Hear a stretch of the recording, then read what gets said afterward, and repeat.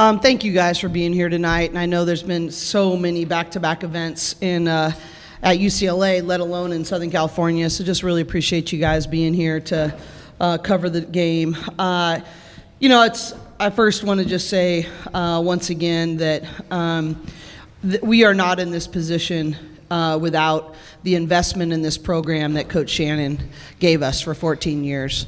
And so the opportunity to honor her, she came over to my house last night, and our players and staff and some supporters had a chance just to catch up with her, and just want to honor what she invested in this program, and in just not only her but her entire family, and just really appreciate her. Secondly, really proud of the energy that these two and Charlize Ledger-Walker, I thought, really led the way in terms of building urgency and trying to play to a standard even when the score didn't reflect that. And I thought their efforts were really good. I think our team as a whole, the next piece of discipline that we need to grab is learning how to be more consistent in that venture.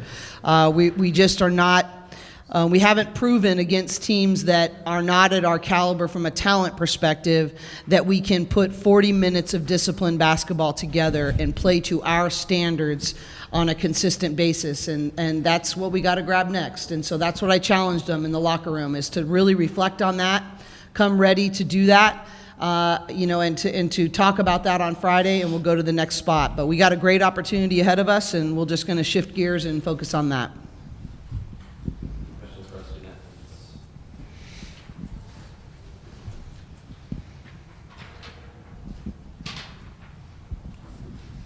Hi. For both of you, it seemed like the rotations were kind of being mixed up a little bit more than usual tonight and earlier on. How did you feel like, if the chemistry differed, or how did it just feel like playing with like a different rotation earlier on in the game?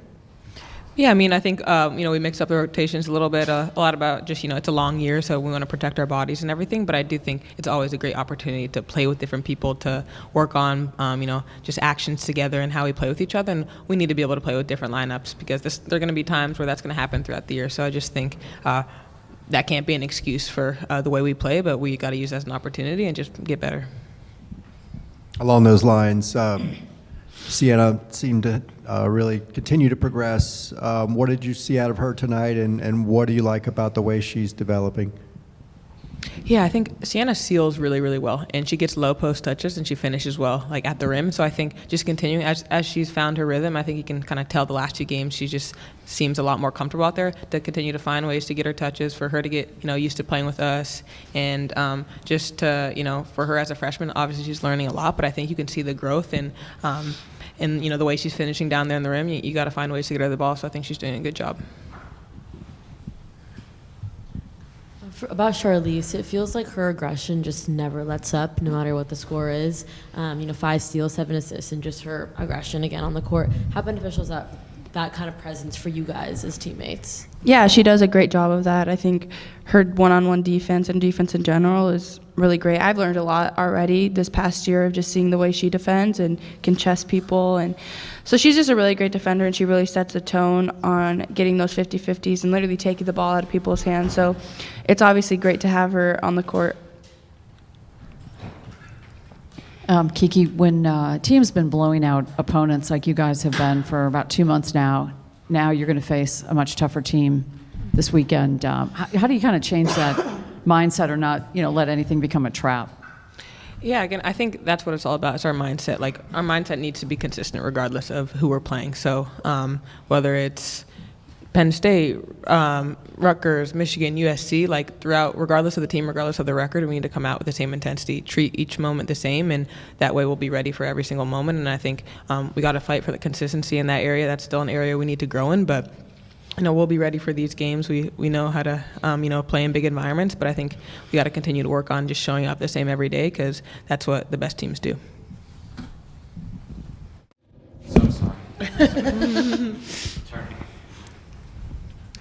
For both of you, just for it being National Girls and Women's in Sports Day and having just all the kids involved and everything, what does it mean for both of you to, have that kind of audience and involvement on a day like this? Yeah, it's super special that we can do that and have the little girls be out there learning new skills, like calling who's coming into the game, and I see people doing with the band stuff, and it's just really cool to see that. And what is super cool about our program, and usually on weekends especially, there's lots of families here, and these little kids look up to us, and it's super cool because they are familiar faces to us, and so we do recognize a lot of the people that come to our games, and we really appreciate. But just super cool that we can do this game and just lift women up.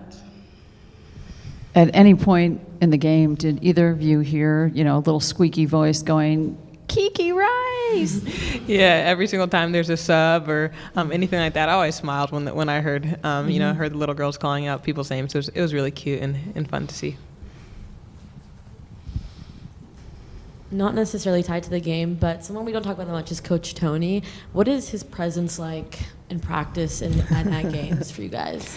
Yeah, just I think our coaches do a really good job at balancing each other out, and if someone's speaking more one day, maybe someone else will speak less, and just depending on whose scout it is. But I think Coach Tony, especially this past week, was just really doing a good job just encouraging us and saying, let's go, like, you got this, let's go, like doing a really good job on the sideline and just kind of setting the tone for the energy that we needed to bring leading up to this game. And then in the game, again, just depending on the scout, things like that, but I know I can always look to him if I need a reset, just to calm me down. And he's definitely will keep it real with you and tell you the truth, which I definitely appreciate.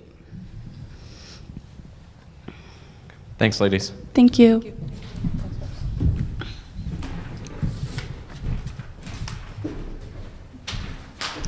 What do we have? Coach, I wanted to ask you about the kind of big lineup that you went to at times with, Amanda, Angela, and Sienna out there. Yeah. Just kind of what did you see from the group that kind of worked, and how does that, kind of, I guess, enhance the team when you can? Well, it's a real credit to Angela. She really is able to not only offensively play at the 3, but she defensively can take on those assignments as well. You see her, out pressuring those guards, right as they crossed half court, and so it's really a compliment to her that we can do that. I do have to take some of the responsibility for sort of the lack of rhythm, because I was on purpose. Probably my number one priority was subbing intentionally for their bodies.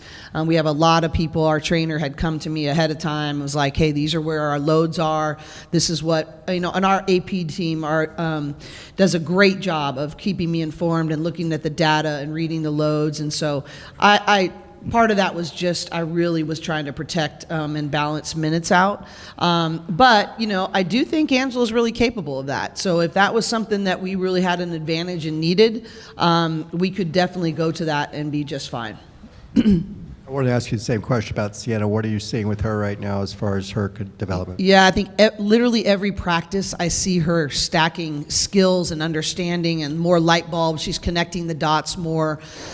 She said to me the other day at lunch, she just said, we were with a recruit, and I said, well, what did you learn from this year so far? And she goes, I just learned that I have to unlearn so many things before I relearn things at this level. And I think she's just in the middle of that process.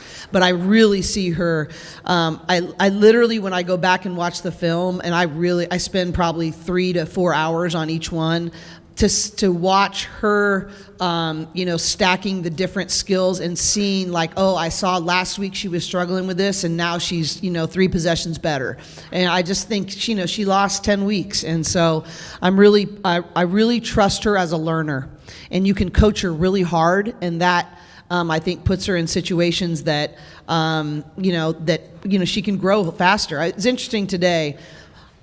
We have a tradition in our program through January and February that we put a different player before the games on the hot seat. And for us, it's when they're on the hot seat, you tell them what they've brought to the team and how important they are and the different things. And so many people, today was Sienna's day, and so many people talked to her about her level of confidence for her age. It's really remarkable, and especially as a post player. And I just think that allows her to come into this halfway through the year almost, and come into environments, and she just thinks she can conquer them all. And she has this really healthy ignorance of what it takes at this level. And I think that's serving her well right now. Was this the first time she matched Lauren's scoring output? I don't know. I'm sure she'll let me know if it was. So, I don't know if that was or not. Do you know that, Cori? This year, yes. I don't know, in high school, maybe. But here, yeah, I think it is. I'm sure she'll rub that in quite a bit. But Sienna, Sienna is.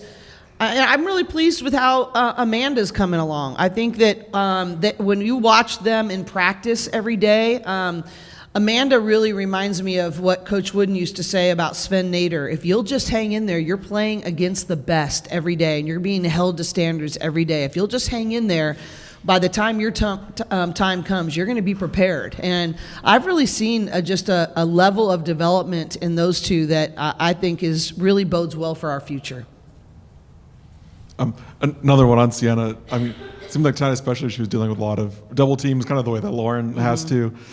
Just her handling that physicality, is that just an experience thing, or what needs to be done I think there? it's experience. I think she actually really likes the physicality. The problem is that, post players are rewarded for doing the wrong thing. I think I've said this before, all growing up. To stand tall, they don't really have to jump. Just put your hands up, and those are all the wrong things to help them at this level. She needs to play lower to the ground. She needs to be more explosive. She needs to jump more, and I think that would make those double teams a lot harder. But she's standing so tall that it's easier to close her space, and so those are just things that she has to learn. But she doesn't mind physicality. If you just want to push and shove, Sienna's up for it. And that's when she starts to just connect those dots about when to do that, when to not, when you have to create space, when you need to initiate contact, those are all just experiential things that she just needs reps and in pressurized situations. She's going to get it. I mean, we have the advantage in the post and size-wise against Michigan, and that's going to be a really important part of the game plan. They're very guard-oriented.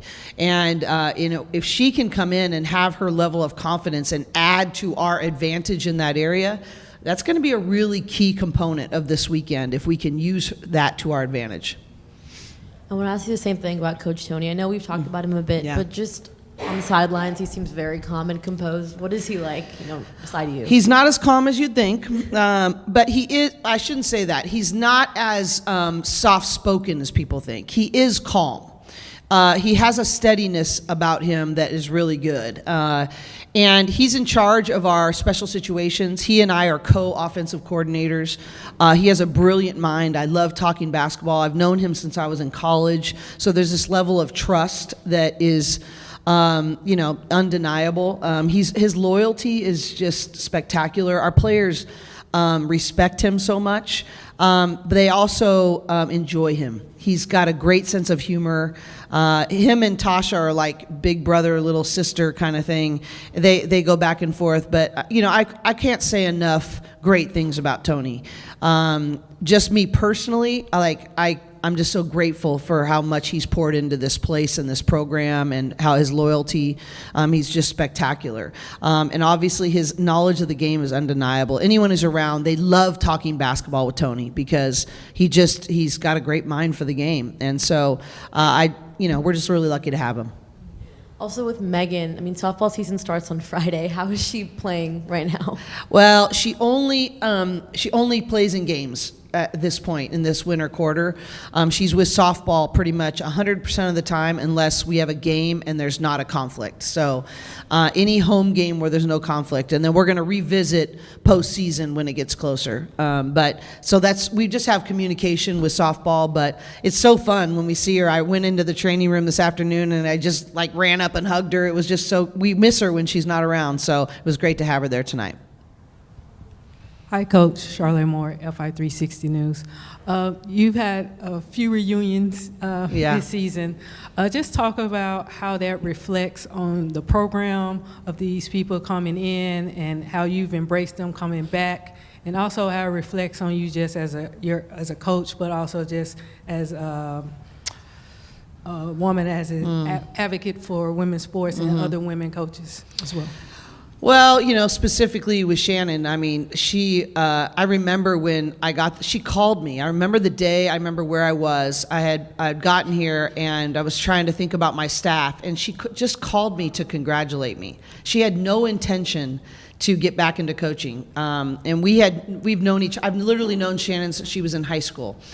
And I remember Pam said to me, man, if you could get Shannon to come here, like, I recruited her when I was assistant here. She went to Iowa. Then Nikki Caldwell, Fargus, recruited her. She said no. And Pam's like, man, if you could do that. Well, she calls me just to congratulate me for the job, having no intention of getting back into coaching. I said, well, funny you should call. And just having her come alongside and really partner in the mission of this program has been one of my greatest joys. And so, I had breakfast with her this morning, and we both got teary-eyed, and it's just, it was a really special season of life, and I'm just so grateful for her service, for her example, for her prayers. I mean, she's just a really wonderful person to be around, and so it's our honor to give her the honor back that she gave to us for so long. Yeah, and one more thing about the transfers you said about that. You know what? When people are here with our program, we just love and invest in them. And that's our job, is to teach, mentor, and equip. And just because there's really good reasons to transfer. And I think my comments about staying loyal with a couple of the younger teams that I was asked about, Iowa and Illinois specifically, there was a little part of context that didn't come out in that.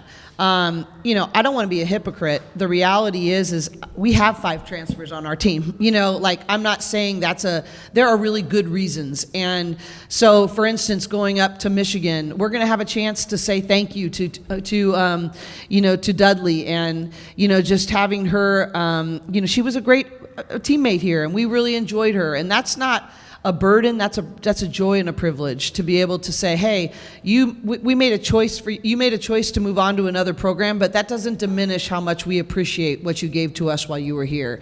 And there are really good reasons to have the portal. My comments were not about criticizing people who transfer or don't transfer. My comments were about, they asked me why our program has been as successful, and I pointed to the loyalty that Kiki and Gabs and having those core group of people stay for a long period of time has done for us.